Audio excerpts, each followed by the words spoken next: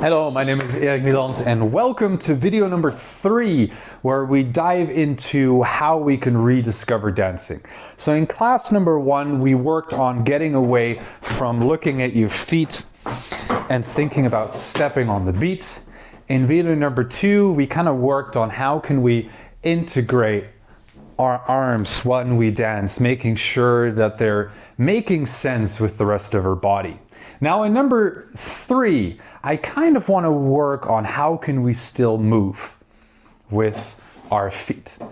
Now coming back to class number 1, I asked you to stand feet roughly hip width apart and think about moving or dancing by shifting weight from one to the other foot. Now if we still want to be able to move, we can think about making this more of a sliding motion, right? So if I were to think about stepping, this is how that would look.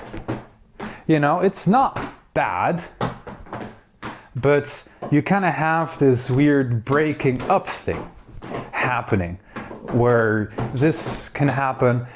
But instead, if I think about this, look at how connected all of these movements are.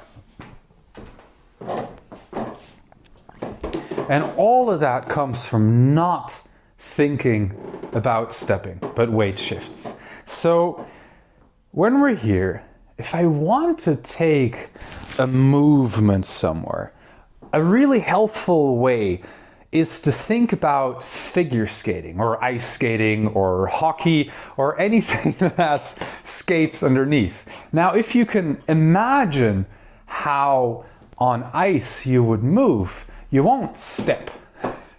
What will you do? You'll kind of move like this, from side to side, sliding.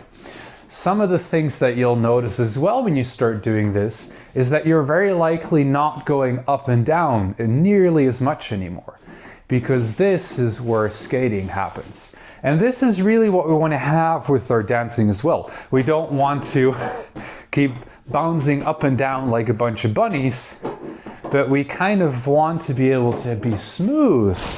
And then we can put on a bounce or an up and down if we want to. But we want this to be our basis.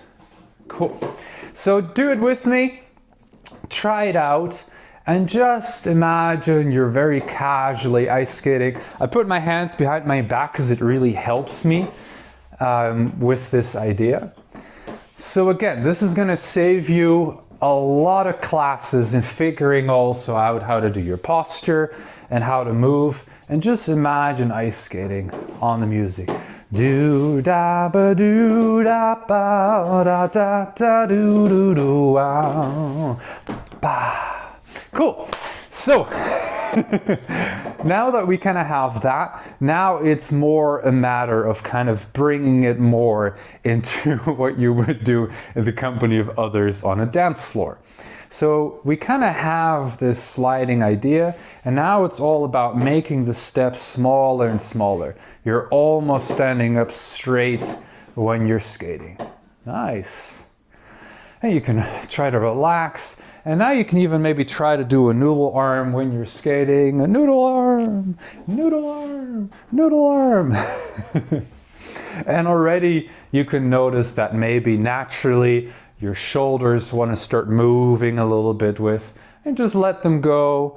Try to use those noodle arms with there as well. Maybe your hip wants to move. Just let that happen. So again, there's no right, there is no wrong. Feel awkward, feel uncomfortable. That is really where you learn. So put on your favorite song, have a lot of fun with this ice skating, really get into it, and then just make it smaller and smaller and smaller.